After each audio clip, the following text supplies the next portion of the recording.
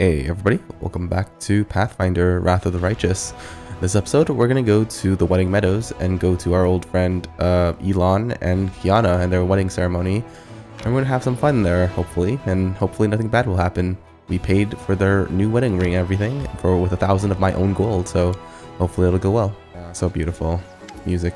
Elan of the Houndhearts. Commander, Seelah, you're here. Elan is trying desperately to hide his excitement. It's almost comical. Welcome.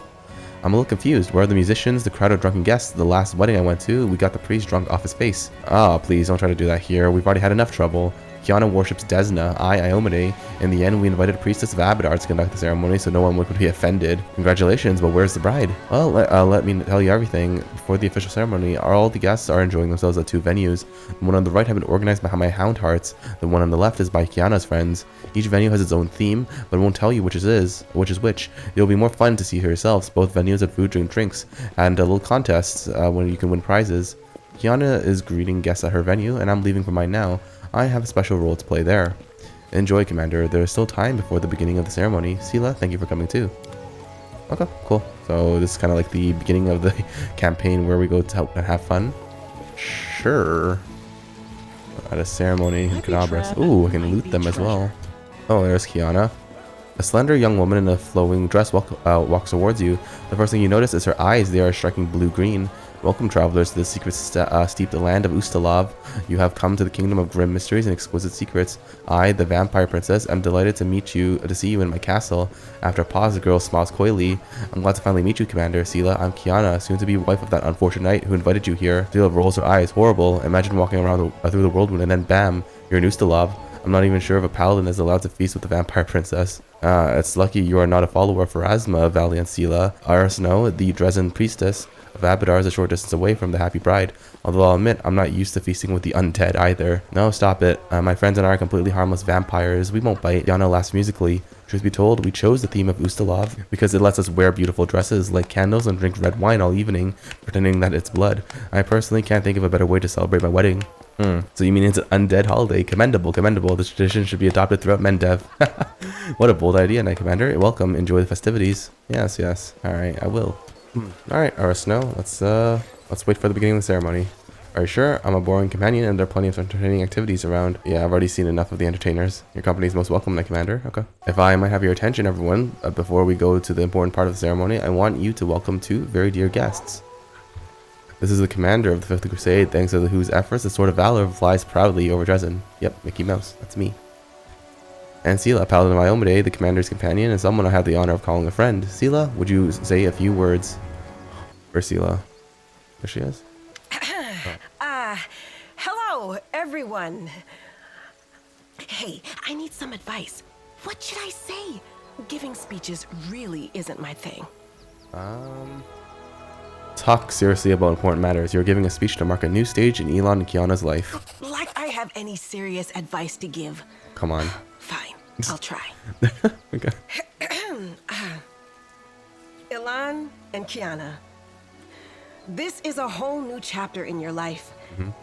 I congratulate you from the bottom of my heart, but I also want to say, it's good that you found each other and that we've all gathered together here in such dark times.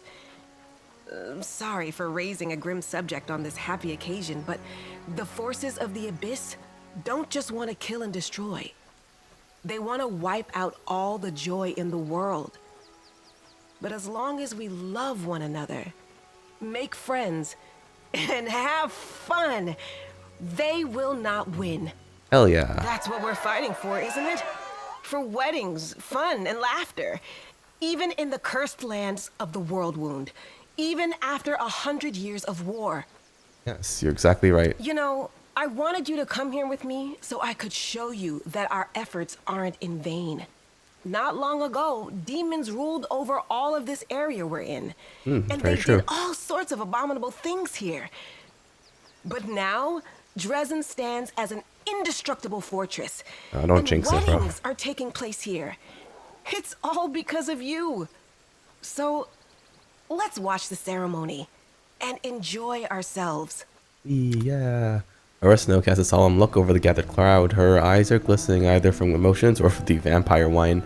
Welcome, honored guests, to the wedding of Elan and Kiana. Today I'm delighted to play my part in the beginning of something so special, the beginning of a new happy family.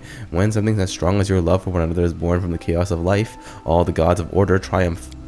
Seelah is smiling, but her expression is tense as she observes the proceedings. Before we begin the most important part of the ceremony, I ask all the guests to put something in this cup that they think will serve the newlyweds well in their new chapter. Ah, I've heard about this custom. It's called the Cup of Wishes. People put nice little things symbolizing wishes. For example, a coin for wealth, a toy for the birth of a child, and so on. I'll put in a coin. Okay, sure. Throw a coin in after the cup of Seelah. I feel like throwing in 1,000 coins would be a little too much, you know? The guests put their gifts into the cup one by one. A luxurious shimmering tiara, a flashy ring. Kiana's friends even takes the bejeweled collar from her dog's neck and puts it into the cup. Okay.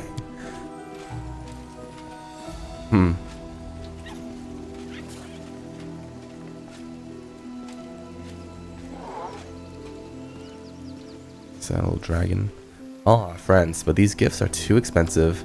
The keeper of the macabre menagerie smiles to Kiana, showing her fake fangs. Don't even think about refusing. They come with the best of wishes. Look more closely at the cup of gifts. Ah, jeez. Okay, you sense magical auras emanating from the pieces of jewelry that have been tossed into the cup, but that is to be expected from items that have been charmed to adjust their size to fit the wearer. You can discern nothing else. Watch in silence. Seelah looks around anxiously. Something is definitely wrong here. This jewelry. The gifts have been given. Let us praise the gods. In the name of Abadar, I pronounce you husband and wife. You may exchange the rings and join your lips in a kiss. Uh-oh. Elan, Kiana, stop. It's dangerous. Oh. Oh. She actually... Oh. She went for it. You ruined everything, mortal. Oh. Is that Curl? No, that's a demon. Okay, here we go.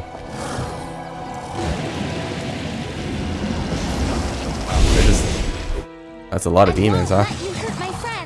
That's a lot of demons. You won't survive me. Alright. Okay, Kiana just gets back up. Okay, that's good. Oh, Arasne leans over Curl's body, whispering the words of some prayer spell. Then she looks up, her eyes are full of terror. Commander, I must inform you, we've fallen victim to a demonic plot, but I don't understand how and why. Priestess, you need to focus. Do you know what happened here or not? Yes, I think so. You all know what possession is, yes? Where a demon can take over the body of a mortal. Well, there is a more cunning version of this process. When the demon possesses the body, the poor victim's soul is transferred into a special vessel, a vessel for souls. The item most commonly used for this purpose is a gemstone. How did the demons get here? The Sword of Valor was supposed to keep them away. They didn't get here. They've been here all along, inside the jewelry, and now I realize these vessels are enchanted to ensure no one sees them for what they truly are. This is why we didn't notice the demon's presence until the very last moment. No one did. Seelah swears, so that all this happened because of some sparkly rocks? But wait, that means... Yes, it's all because of these sparkly rocks. I think the more expensive pieces housed more powerful demons. Their marker likely had to use more costly materials for the enchantments on those pieces to mask the demon's presence, and he didn't want his atrocities to leave him out of pocket. So let me get it straight, we paid this scumbag a small fortune just so he could go and set a disgusting demon on us? What a crock. All the jewelry is made by the same person, Darek Sunhammer, right? That I do not know. Well, I do, I can smell it. All this shit came right from the same sewer. Did you say possession? So Curl was possessed by a demon that day back at the Houndhearts camp. The young boy's body is alive, but his soul is gone. Arasno moves her hand from pointing at Curl to gesture to the people lying motionless around her, as are the souls of the other guests, even the poor dogs. Their bodies have been possessed by demons for some time already, and their souls have been transferred into the jewelry. The demon behind the plot stole the cup, taking all the souls with them. Until the jewelry is found and destroyed, we have no hope of saving these poor people. Elan and Kiana are clutching each other's hands. The young woman speaks first. We can't leave it like this. Our friends needs our help. Elan of the Houndhearts, I wish I knew if this tragedy could have been prevented. Okay, we need to focus on solving the problems. Don't blame yourself. Demons are famous for the gala for a reason. They use our better sentiments against us. How can I not blame myself when all this crap is happening around us? And even with their new divine power, Seelah the Dimwit can't do anything about it. What can we do, Commander? If demons have kidnapped the souls trapped in the jewelry, we must stop them. I know what we have to do. We need to get back to Dresden now. The first ring that possessed Curl and the second ring I was stupid enough to give you, they both came from the same place, the shops owned by Darek Sunhammer. We have to get back to Dresden and pay a visit to the master jeweler. Elan, are you with us? No, we'll stay here and make sure the bodies whose souls are stolen are returned safely to Dresden. We can't leave them unprotected. If we find the lost souls, we'll be able to bring all the demons' victims back to life. He turns to Kiana. This will be a strange and sorrowful start to our married life, but we must. I married a crusader, not a city baker. We never were going to have a peaceful life, but we'll get through this together. Okay, well, at least they're upbeat about it.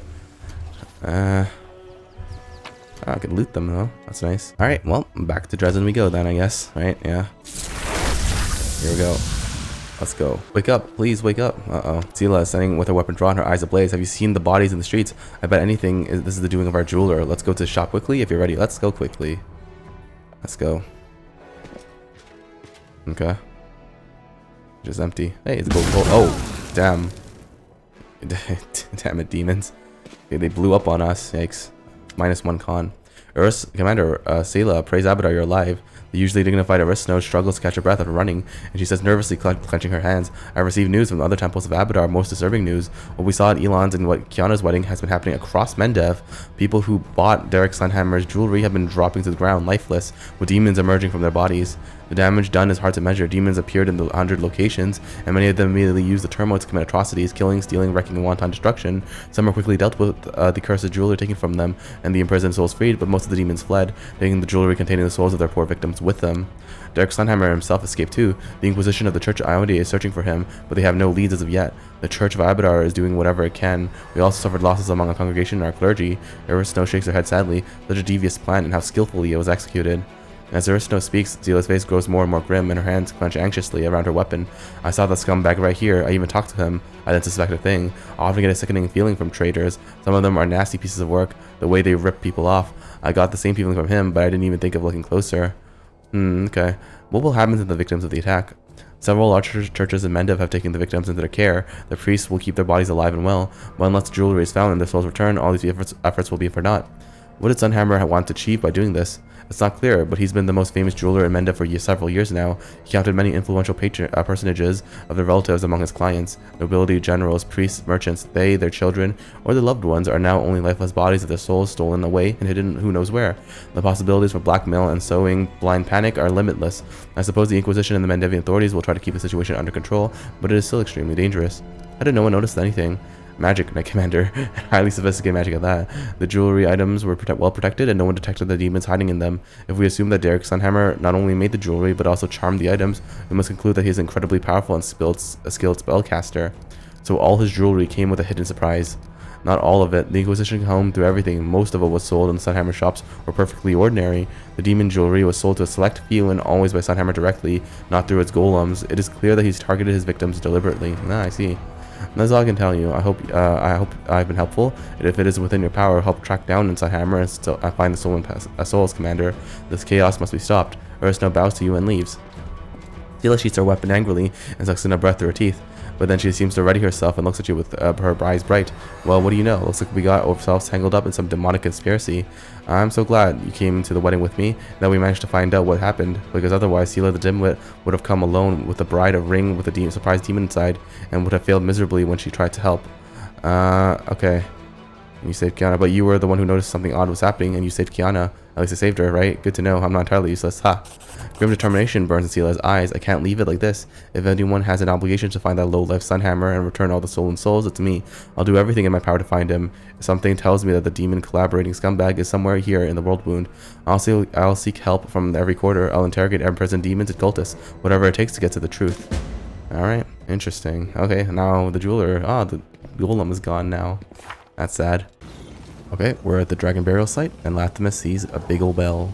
So I guess he's gonna go ring it. Maybe open the door. A lot of gold on the left side, actually. Lathamus quickly and greedily looks around the cave. When he touches the wall, his hands tremble. Oh, this must be the Sanctum Sanctorum. Perhaps whatever is hidden behind these doors provokes such violent conflict, or will we find a tomb of forgotten draconic chiefs instead? I must solve this mystery. Would you look at this? Ancient draconic runes. Even I can only guess at their meaning. Simply astonishing. How many centuries old is this place? Lathamus grins as if he can't quite believe his own luck. And do you see this image? This is Apsu spreading his wings over a clutch of glowing dragon eggs. His spouse is supposed to be depicted right here next to him, but the image has been defaced. Such blasphemy. Lathamus studies the door for a few moments. Such cunning magic. I've never faced anything like this before. I'm afraid it'll take some time for me to unlock this door. Days, perhaps. Weeks. I'm sure your duty calls you, so I dare not delay any further. Please accept my sincerest gratitude, along with this modest reward, of course. I'll let you know as soon as I find out how to open this lock. I wouldn't be here without your help, and I promise we'll enter the chamber together. Ooh, 10,000 gold. Not bad, actually. Arcana. Yes, thank you. Understanding the significance of the signs and symbols etched deep into the rock proves to be a challenge, but your keen mind is able to grasp a few elusive glimpses of meaning, child, future, and world. This is ancient magic. You cannot conquer it with brute force. It will require many days of thoughtful study and examination. Allow me to deal with this tedious work, Commander, and do not trouble yourself. There's something about a child and about the future of dragons. How very interesting. Perhaps it's a metaphor, or maybe there is really something immensely precious to dragons hidden behind this door, something that is vitally important to the future and the future of the entire world. We stand on the brink of a great discovery. Can we just break it down? No, wait, don't do that. We have no way of knowing how the spell works. What if opening the door by force causes everything inside to be destroyed? No, it's too great a risk. Besides, do you see that bell? It might alert someone if we try to break down the door, someone we don't want to be warned of our presence. Planning to open the door and take all the treasures for yourself? Took the words right out of my mouth, Chief. He turns to Lathamus. Well, you old crook, where's your witty retort?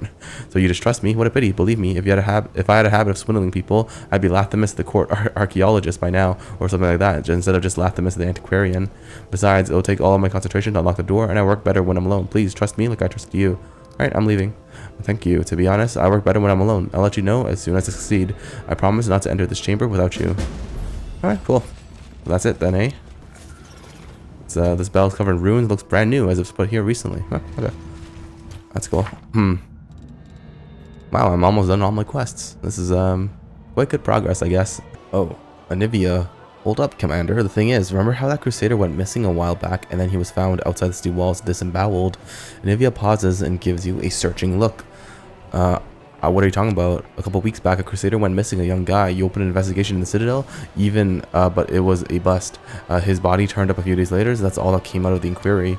But I never gave up on the investigation, even when everyone else stopped digging. I know we're at war and that our people are dying left and right, but that's no reason to turn a blind eye to crime. That's it, Commander. Another Crusader has just gone missing. He left the barracks to come here, so he would have gone past the gates. My gut tells me that the killer won't keep him alive for long, so Commander, you need to start searching the area right now and try to find out where he's been taken. Okay, tell me about this missing Crusader. He's the youngest son of a poor nobleman from Mendev. He's called something like Rillik or Rilak. He's young, barely out of the nursery. And he decided that he was a man now, and so off to war he went. You know how it goes. Okay, the guy probably just went out to get some fresh air. He'll stroll back at any moment. What's the point of raising the alarm? Do you know who the murderer is? I don't have a clue. Okay. Nivi's answer comes too quickly, her gaze dropping before she can force herself to meet your eyes. What are you not telling me? I'm telling you the truth, and nothing but the truth. I have my own theories, sure, but nothing concrete, so it's best to keep my mouth shut on that front. What makes you think you can, Alright, I'll search for the Crusader. Alright, get going then. He passed the gates and took a right, ask around, and check the buildings. I'll be waiting for you. Interesting, okay. I guess we're gonna have to solve some crimes then. Hear muffled sighs coming from the next room. Oh, here she is. Oh, it's Camellia. How lovely to see you here. Hearing steps behind her, Camellia whips around and freezes. She glances at the bloody dagger in her hand and then at the dead body at her feet. Mickey Mouse, how lovely to see you here, she says evenly. Her lips quiver for a fraction of a second before settling into an unimpeachably polite smile. What's going on here? Sekoris is an ancient land. The spirits of these places have spoken to people since time immemorial, and some of those people heard them and were able to respond. The shamans of Sekoris were always held in high esteem. They knew the will of the spirits, the will of the land itself. Many Kelids would come to the shamans to learn what the spirits desired in order to gain their support. I have no idea what you're talking about. Camellia pauses, lots of memories, and cannot be her own. Wait for her to continue. When the world wound opened and the demons poured into Golarion, they drowned Sekoris in blood. The earth moaned as it soaked up the blood of Kelids, Crusaders, and demons. The spirits drank this blood, slowly becoming deranged and turning into incarnations of madness and pain. Look what Sekoris has turned into. It's an open wound on the body of Golarion. The world wound has changed it beyond all recognition. And the spirits, these poor creatures have been corrupted. Twisted by war, they moan and they howl, but only shamans can hear their senseless cries of agony. Ah, okay, cool. I am a shaman. Maria, the spirit I am bonded with, is mad and can speak of nothing but her endless hunger for blood. I give her what she asks for. I feed her the blood of crusaders. Okay. The spirits of Seqoris can no longer speak to shamans. All I can hear is the cacophony of their howls, screams, and laments. But there is a way to restore their sanity. By performing rituals. Bloody but effective rituals. When the untainted blood of the Crusaders cleanses the corruption that Maria fed on for centuries, the spirit will regain her sanity, and I shall be able to speak to her. I shall be able to ask her advice, to find out how we can heal the world wound. Tell me, isn't this knowledge worth a handful of lives? Who is she, this Maria of yours? Forgive me, I forgot to make the introductions. This is Maria. Amulet. Or rather, this is her home. Or her prison, to call a spade a spade. I caught this spirit a long time ago, and I tried for so long to speak with it. My little demented ball of rage. I felt compelled to bind it to this amulet, just temporarily, until I worked out how to help it. Amelia sighs sadly. If I am to be fully honest, her name, Maria, is of my own devising. She is not yet able to speak to me, but I still needed a name to call her by. The girl gently puts the amulet back around her neck. Why do you think your method will work? I do not think. I know. I sense things many people cannot. I can infer what the spirits want. For example, there is one spirit hanging over your left shoulder as we speak. It came to enjoy Maria's victim. Can you sense its hunger? No. Spirits are akin to animals. You cannot bring a hungry dog to heal. You cannot stroke a hungry cat. To speak to a spirit, you must first feed it. It is not their fault that after so many years of torment, the only thing that can satisfy their hunger is blood. Okay. My ritual will work. I did not read about it in books or learn it from some wizened teacher. You could say that I invented it myself, with Maria's help. I just know that it will work, sooner or later. I can feel it. What exactly are you hoping to learn from this Maria of yours? The world wound cannot be allowed to poison all the lands of Golarion. The spirits of Seqoris know this better even than you and I. They may know how to heal it. And if not, then perhaps they will know how to eradicate it quickly and painlessly. It's a lot of hope that you're putting in these crazy spirits. Against demons. It is a just cause. But imagine we win and the demons vanish for good. Do you think the world wound will vanish along with them? That it's something we can defeat with weapons? That it won't burst open again at some point in the future like an old festering abscess? I am thinking of the future of these lands, of how to heal them and restore them. Would you not agree that a few Crusaders' lives is a price worth paying? Well, this isn't your first or even your second victim, is it? How many have you killed? Too few. Maria's hunger is still so great. Her pain cannot be soothed by a single victim. But success is within my grasp. I can feel it. It is even possible that today's victim will be the last. It's a little convenient, don't you think? Well, who was this young man, your victim? He's the youngest son of a noble from Mendiv. I believe his name was Relic or Relic. I think the dolt was in love with me. He was ever so eager to come with me to this house. One hint was all it took. He is of no interest to me. Maria wanted his blood, so I sacrificed him. The rest is immaterial. Alright, so what are you proposing? My ritual is not yet complete. I have made the sacrifice. Now I just have to let Maria drink the blood. Will will you allow me to complete the ritual? Sure. Swear that you will stop the killings and I'll spare you this time. What a pain. But if these are your terms, then I agree.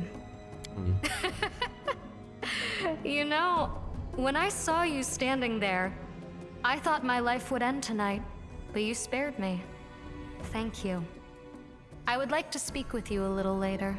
Please come and see me. No need to be shy, for I have no more secrets to keep from you. Now, we should leave this place. You go first. I will follow in a few minutes. Okay, interesting. I don't really need Camellia right now as a companion, so maybe it's okay I arrest her or something? I don't know. Alright, Anevia stretches lazily and yawns, but her eyes are fixed on you. Well, Commander, have you solved the problem? Alright. First, tell me honestly, what exactly do you know about this crime? Crime? What crime? Anevia says with a smirk before becoming deadly serious. Listen, Commander, I was just using my brain, following certain individuals, listening to what people were saying on the streets. I had my suspicions, but what were suspicions worth? On their own, nothing. I didn't have any proof. I'm not Erebeth. I'm not going to go digging for the truth. Because if I dug deep enough, the Knight Commander would be down a companion, smack bang in the middle of a war. How would that help anything? I'm not going to be the one to scupper this crusade, so I'll be keeping my mouth shut. Anivis speaks slowly, staring into your eyes. I trust that you'll handle this in whatever way is best for the crusade. If you want to tell Erebeth everything, go ahead. It's your call. Okay, fine. Okay. Sure, the problem has been solved. That's all I need to know. Thanks, Commander. Interesting. I'm off. Well. I guess having more bodies is not that bad for a necromancer, right? Right, vampire spawns. You know what I'm saying? Okay. Oh, okay. There's stuff happening. Turta. Commander. The woman entering the room is horribly wounded. Her simple clothes are soaked with blood. Her face has been beaten to a pulp, and one arm is twisted at an unnatural angle. She walks towards you, but her legs give out, and she falls to the floor. Commander, it's Ember. Ember has been taken. Oh, Ember, what's wrong with her? Baphomet cultists came to her sermon. They slaughtered everyone and took her off to the unholy shrine to sacrifice her. I can tell you where it is. I'm begging you, hurry before they do something to her. Alright, somebody help. She's wounded. Alright. So, okay. I have to go save Ember now. Okay. She drinks a potion. One of the soldiers helps her get up and hands her a healing potion. The woman drinks it and sighs with relief. She still looks terrible, but at least her wounds are no longer bleeding, and she is standing on her own 2 feet. Thank you, Commander. Don't waste time on me. I don't deserve this kindness. You must save Ember. How exactly do you know where the Shrine of Baphomet is? You're very perceptive, Commander. The woman lowers her head, stops for a moment, and then forces herself to continue, looking you straight in the eye. I didn't come here to only to tell you about Ember's abduction, but also to surrender to the law. Arrest me for treason. I am a cultist of Baphomet. It's my fault Ember was taken. Oh. Why are you telling me if you're a cultist? I regret what I did. That doesn't absolve me of my guilt. Well, at least I can do some good before I accept my punishment. Tell me more about your cult. I was recruited a few months back. I came to the city to work on a construction site. I was alone with no friends and no money. I met some nice people in the tavern. Her beaten face twists into a grimace. We spent some good times together, and they were always willing to help me in any way they could. They even let me borrow money and never asked for anything back. I really thought I'd found friends. Then they started saying things about unfairness in the army, about that Galfrey's a tyrant, and that you're her executioner. That fighting cultists is just slaughtering innocent people who see things a different way. I feel like something was off. I felt like something was off, but they were my friends. Well, it didn't even take 2 months before I was kissing the hoof of Baphomet's statue in his shrine and swearing an oath to his warlord, Thaskarod. Break Baphomet's profane altar, destroy his cult, and punish me in front of everyone as an example to the rest. Thaskarod, who is that?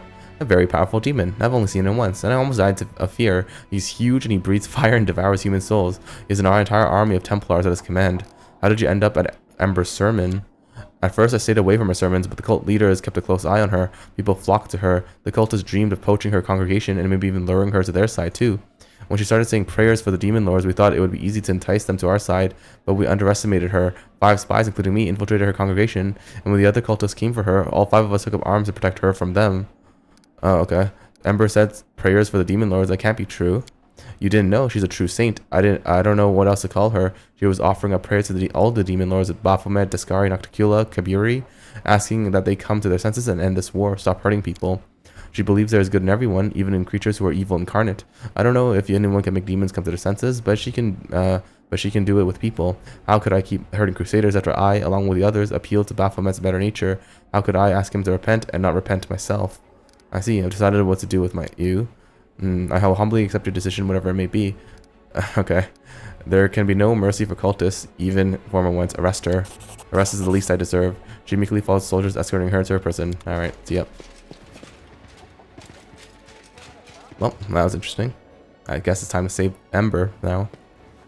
Can we rest now? Lady Kenomi's here. No? How about now?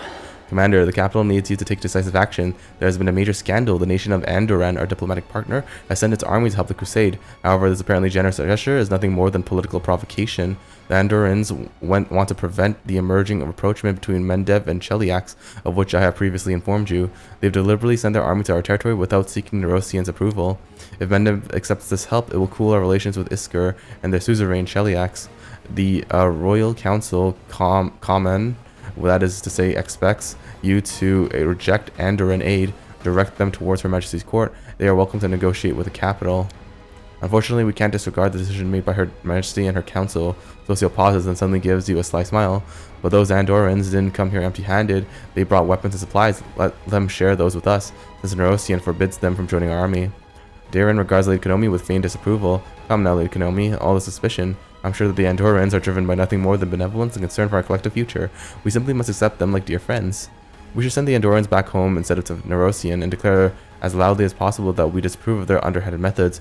Otherwise, our capital's diplomats will see it as an opportunity to strike a few deals that sweep the whole scandal under the rug, and that's not right. Vile deeds should be exposed, not hidden. If the whole deal is about them being Andorans, then they should just stop being them. Take down the banners, call themselves mercenaries, problem solved. Oh, interesting. What's just this political conflict? Isker is a protectorate of Cheliax and Andoran, and Cheliax have a long history of feuds. For the Andorans, the highest values are freedom and equality, and for Chelaxians, it's order and hierarchy. It's as if the two countries were made to be at odds. The fact that they are both allied with Mendev doesn't stop them from settling scores at any opportunity. For the time being, Nerosian considers it more advantageous to cooperate with Ergorian, the capital of Cheliax. No one is cutting ties with Andoran. No, it's just that the relations have cooled somewhat. It's a common occurrence in the politics of major powers. That's why Nerosian insisted on you inviting Isker, Cheliax's protectorate, when you accepted their forces. The Andorans resorted to a provocation, and either Nerosian receives their help, incurring Igorian's discontent, or it risks a diplomatic row. The Royal Council chose the row. Let's see what the Council has to say. Hopefully the advice you're about to hear won't lead to an undesirable war. Socio, what solution do you propose? I come from Andoran myself, and Shellan is my witness. I wish I could offer another solution. But we have sworn an oath to Her Majesty. If Nerosian doesn't wish to see Andoran troops in Dresden, we have no right to invite them. But no one can forbid us from accepting their help in the form of weapons and supplies. After all, this war is not just some political conflict, this is a battle for the fate of Golarion. Everyone is entitled to do their part. What touching bashfulness. You're proposing we behave like the daughter of a noble family who wants to give herself to a dashing bard, but keep her maiden honor? Darren, are you sure we should accept Andoran's help? Does it become us to reject the aid of our valiant allies who are on their way here to share the burden of this holy war? I sense the sins of pride, envy, and yes, a whiff of covetousness too, coming from the direction of Nerosian, but there can be no place for sin on a crusade. Lady Kenomi shudders pointedly. Don't forget about the sin of slander, Count. Enough tomfoolery, your jest will lead to diplomatic disaster. Perhaps, perhaps not. One thing I can say for sure, this was a bold move by Andoran. They are willing to invest much in this cause, our cause. I see no reason to refuse. I never was fond of Cheliax anyway. I don't like their practices or their wine. Lan, is it a good idea to rebuke those who send us troops? The longer I send this council, the harder it is for me to figure out which demons we're supposed to defeat. The ones on the front lines or the ones we're protecting? How can people think about plots and intrigues when the world hangs in the balance? I don't have much faith in the integrity of Nerosian's bureaucrats, which is why I'm suggesting that we treat the Andorans in a way that will make it clear we won't stand for being used. If you want to help, then do it decently, and if you want to scheme, just go home. It will discourage wily opportunists and win the respect of those who value honesty and decency. The politicians may be at fault here, but what is a soldier's crime? They are prepared to risk their lives to defend Golarion, and they're certainly not looking to gain anything from this war. Is it just to punish them for the actions of their leaders? With logic like that, we shouldn't be surprised why people start to judge us by the deeds of Nerosian's bureaucracy. Woljif, what were you saying about mercenaries? I know a guy or two with connections in merc circles, a bit creepy, but to keep their word, it'll take 5 minutes for them to turn an Andoran army into a mercenary company. They'll dig up into some distinguished name of some currently retired group, fix you up with the banners and the uniforms, and record the company's arrival in the books of the local mercenary guild. Even the fussiest clerk won't realize that they're not well-respected dogs of war, but a detachment of Andoran regulars, and just like that, under neutral banners, we've accepted our new friends in their army. Clever, eh? It's crooked, not clever. If a soldier doesn't care under which banner is to fight, then they're not a soldier, just your average cutthroat. If the Andorans agree to something like this, my respect for them will plummet, and it's not high as it is. Lady Konomi, why would I refuse Andorans' help? Firstly, because it is the wish of the capital. Lady Konomi falls silent for a few moments, letting the weight of her argument sink in. And secondly, do you understand that this situation is larger and more complex than what you can see from Dresden? It would be inconvenient for us to quarrel with Cheliax at the moment, and Andoran is pushing us to do exactly that. I can promise you that Mendev will compensate you for your losses. We are guided not by consideration of our own benefit, but of the good of your army and the entire crusade. Nuh-uh, no dice. When they give you something, you take it, especially freebies. Don't bother feeding us that garbage with compensation us later. The authorities do it whatever it is fleecing time. And then what? The people get nothing back. Compensation is my tail. I have no more questions.